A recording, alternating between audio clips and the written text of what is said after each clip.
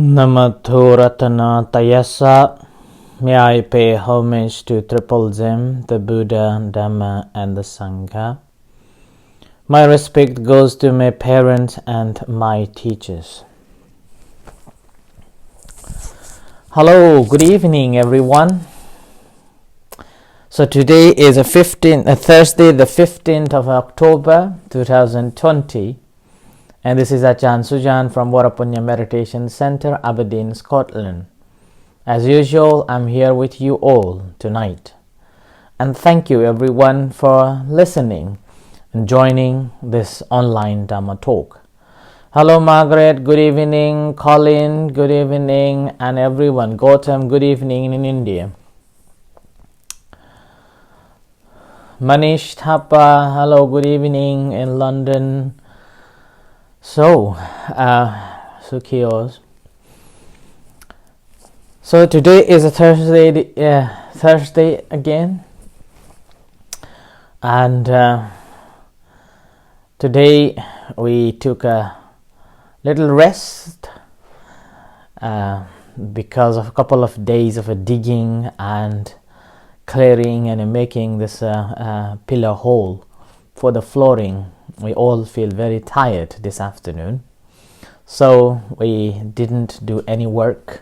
So we took a little bit of a rest, all of us, and hopefully we'll again start working from tomorrow for the floor. The weather is changing, and meanwhile the restrictions for the virus COVID-19 been increasing.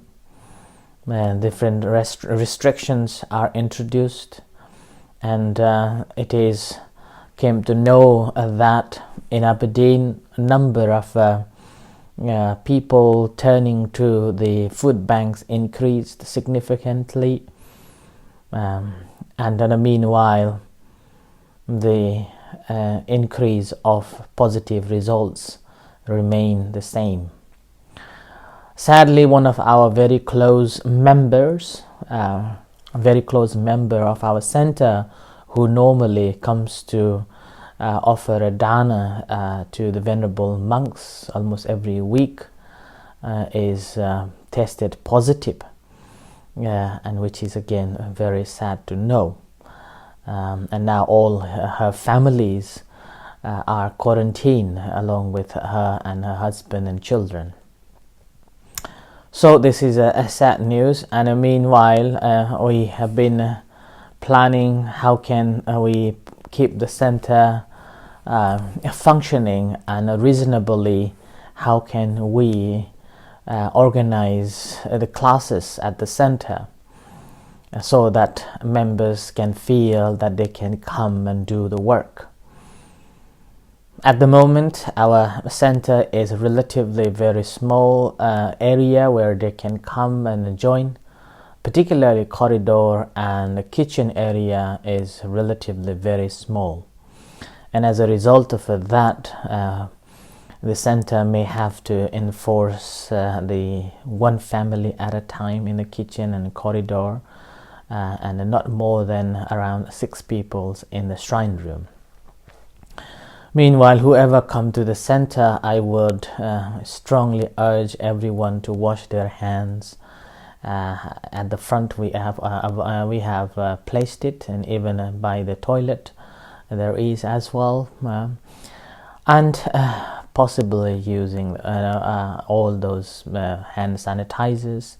And if you don't have masks, then you can get it from the center to wear it while you are in the center.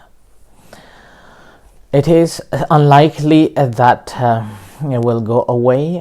Possibly we need to wait for a couple of months, or probably summer next month. So until that, we have to follow these restrictions just to keep ourselves safe and then to others.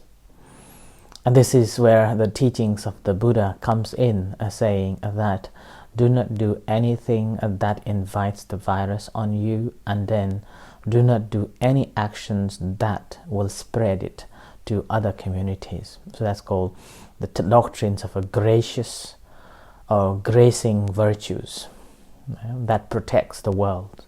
It's known as Hiri and Otape. So keeping that mindful in your keeping mindfully and keeping that virtues and practicing for the safety of ourselves and then the safety of others. So that's why be mindful wherever you go, whatever you do, and make sure that you stay safe. We all need to be mindful on that, and we shouldn't be negligence on that at all. Right, anyway, let's go to the topic of the day. We are still on the same series of a talk related from the first discourse of the Buddha.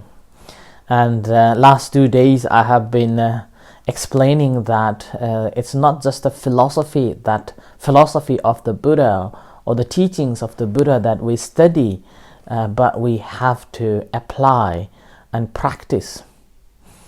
And only then we really becomes a real practitioner that will bring fruit and that will bring a happiness. And we know how to walk on that path. And with that walking onto the path, then gradually we will be able to know, we will be able to see it clearly, know it clearly, understand it clearly, and then it will be a bright light always to see that without missing it. It's called 5 different types of knowledge that I have explained yesterday. And in line that, just people may have questions about how do we know that one is become Arhat or the noble one or to be the Buddha. And in this particular sutta, the discourse, the Buddha, he clearly mentioned that he became the Buddha simply because understanding these 4 noble truths in 3 different aspects. So altogether it comes the 12 links or 12 constituents in the 4 noble truths.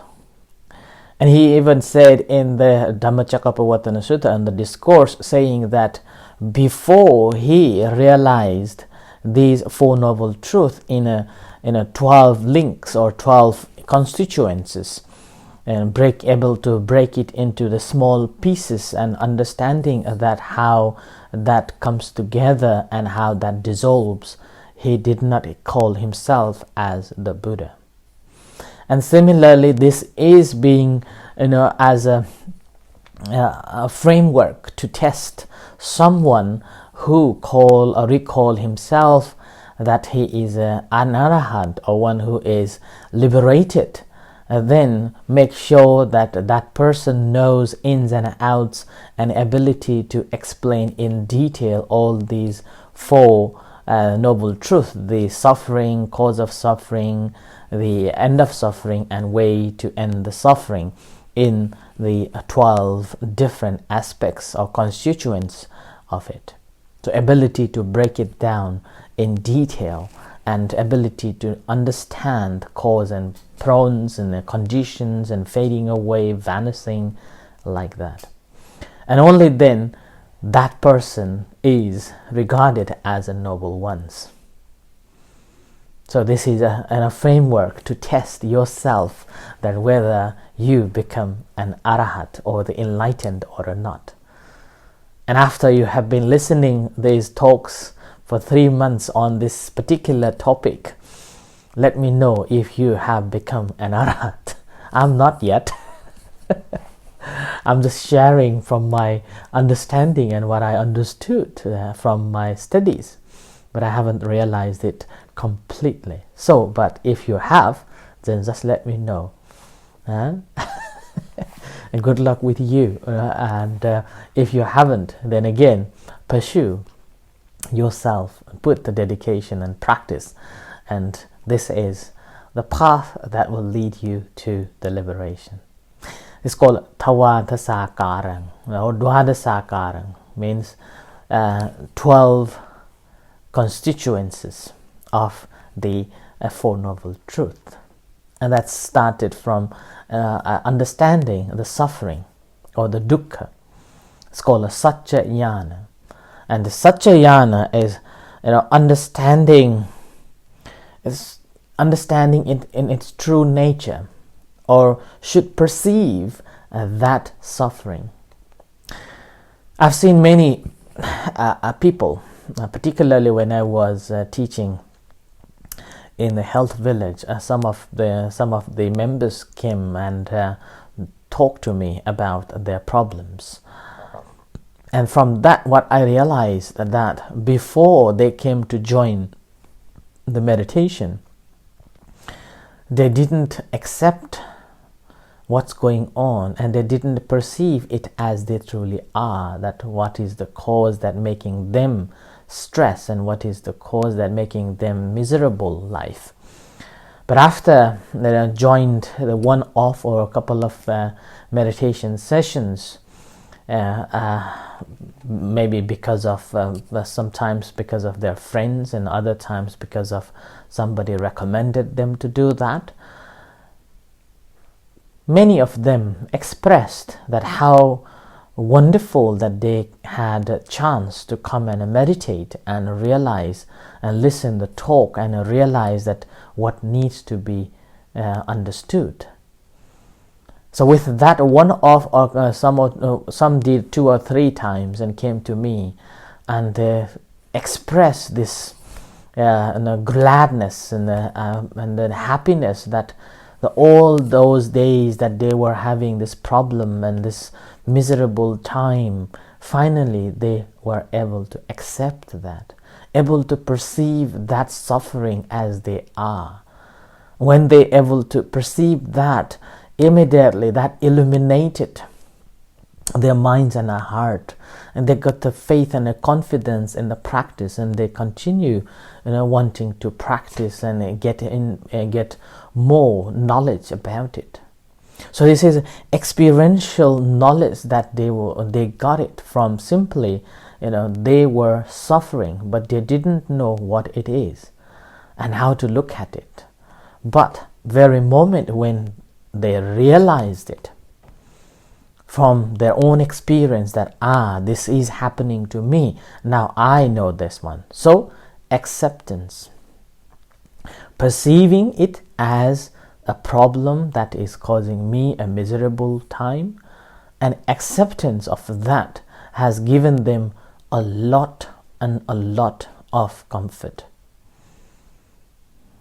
realizing themselves. So that is the first thing, that one has to fully understand that I am having this problem, I am having these difficulties, I am going through this trouble. And I think this is one of the very difficult tasks to accept. And this is again in a Western psychologist, particularly on one very famous writer. She wrote a book called Radical Acceptance. And in her book, she clearly explained that we know that this is a main root cause of the problem. This is the main root cause of the anxiety, stress, depression, unhappiness and things.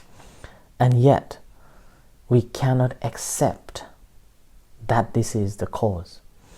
But the very moment when we accept that this is, then it's like a half of the problem been solved. Half of the problem been solved, and we become more aware of our own self. And within that, in terms of the practice of a meditation, if we look at it very closely, what we understand that these all problems, basically the dukkha is basically coming from our attachment to the things that we see, the things that we hear, the things that we come to contact with. So that's why this is such a wonderful moment. Thank you, Margaret. I'm so glad. I'm so glad. And you've been listening every day. Thank you. That really encourages me as well. Yeah, so this is what we need to know. Acceptance. And this takes a lot of effort and a lot of energy to accept that this is making me trouble. And with that, half of the trouble is gone. And all the problems that we are receiving, again, the things that we see, things that we hear, things that we come to contact with, these are what we need to understand, that this is temporarily, not permanent. It's called not nitya, not sukha, and not atta. In a Buddhist term, it's called a nitya, sukha, and atta. Means permanent. We have a concept, or we have a conception, or we have a perception that everything is permanent. When we have the problem, we think that this is permanent and not going to change it. There's no other ways. And with that not knowing, we become a very dispassionate, or if that's not wanting, we want to let it go and push it away. There is a resistance, and we create anger, we create hatred. And then if that's a pleasant, then we want to have it. But the thing, the life itself, our life itself is constantly moving, constantly changing, and yet we do not see that. Not knowing and not seeing that, we take it as it's a happiness, and we forgot, and we neglect that our life is short. And we do not know when it is coming. It's just at the corner. And we have this thought of this permanent is always persists. And with that, we do not understand the reality of it. And we can't accept that. We only want to see that which we feel pleasurable, what we feel right, and what we feel I want it, and which we feel that this is making me happy, is permanent. You can ask yourself, what is a permanent things out there? Nothing is permanent. All the emotions are impermanent. It's changing. All our experiences are impermanent. It's changing. Ourselves are impermanent. We are changing physically, mentally, every day. Every day. Think about it. If this is not changing, everything is permanent. We can't talk. We can't walk. We can't eat. All the nature is just simply stopped, stationed. And we want it to be like that? No, we don't want to see that. So we are like a simply machine. When the battery is taken out, or battery run out, then machine is just stalled, stationed, can't do anything. So everything is impermanent, everything is changing, and we can't accept that, even our emotions. And we have this tendency, or we have this, we become really pedantic that this should be like that. And the happiness that I have experienced, the relationship that I have, it should be like that at all the time. Once we are born, we don't want to get old. We want to be keeping ourselves happy, handsome, and beautiful. We don't want to get old. We don't want to get sick. We don't want to get died. We don't want to be disappointed. We always want to be with someone we will like, which is impossible. If that is possible, everybody is living with a nice person at all the time. It would be boring. Like if nature is always cold and damp, there is no spring and there is no flowers and all the snow at all the time, then it's boring. Nobody wants to stay. It's like but because the different weather is there, and it gives you something looking forward to, and you can go on with that. Yeah? So that is what we need to learn to know. That first thing is to accept what is happening, and the change will take place. And this is the first teaching of the Buddha, that there is a suffering.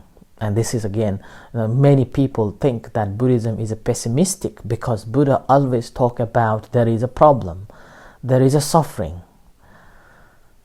Buddha simply was telling us the reality that this is a problem, this is a suffering. Now, he didn't stop by just pointing at that problem. He said, you need to realize that. You need to accept that this is a problem. But what we do normally, we do not accept that. We do not want to let it change. We just want to be as we want it to be, and which is never will happen. Even our body doesn't happen like that. We do not want to get old, but we have no control over it. We eat, it feeds the body, and it changes. We come to contact with our relationships, let's say a partner, or let's say a friendship, or let's say any relationship with anyone. We want it to be permanent, but end of the day, there is a change. If not that person, we're gonna change. And that change comes not because we dislike it, but because simply something is happening. The chemical change within ourselves is changing, our perception is changing, or sometimes we realize the true about that person, that he was faking or she was faking to be close with you, or just for the benefit, to get the benefit from and out of you, like that. And then we just want to break out. And our life is like that too. We have to go through with that. And all of us has got many scars in our hearts and minds from many things. And we also personally become cause a lot of scars on somebody else too. But we have to know that these scars, accepting them, and we all have the history, the mystery, the past, all the lessons that we have learned, and we have to accept that these have had happened, that making me stronger, that making me understand that where something went wrong. It's like when you are walking into the jungle, although you may have a map, oftentimes you just lost the way, and you realize, oh, I am lost, so you come back again into the right path, like that. What we need to know is in Japanese, in Japan, they have in the Zen stories that the broken ball normally joins with the gold.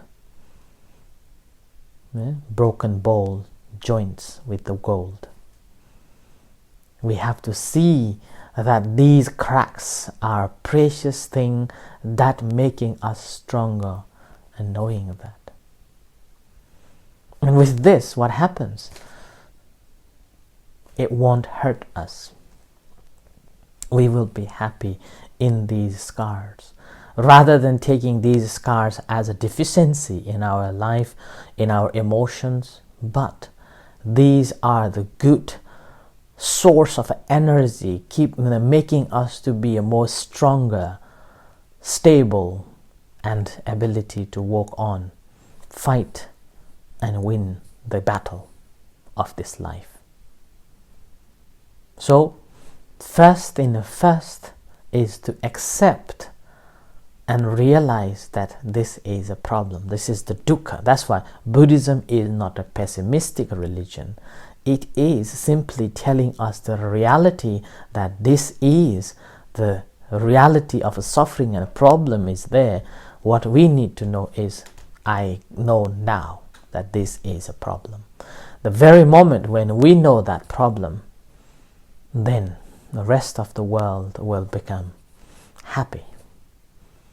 And we will be able to accept others with full of kindness and compassion, because we have realized ourselves that I feel like that, they do too. I feel hurt, they do feel hurt too.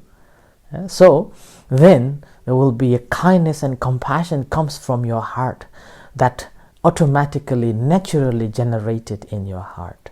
And you will be able to accept and respect them and see the value, their presence. Without them, we are not here. Without them, we cannot grow. Without them, we cannot be strong.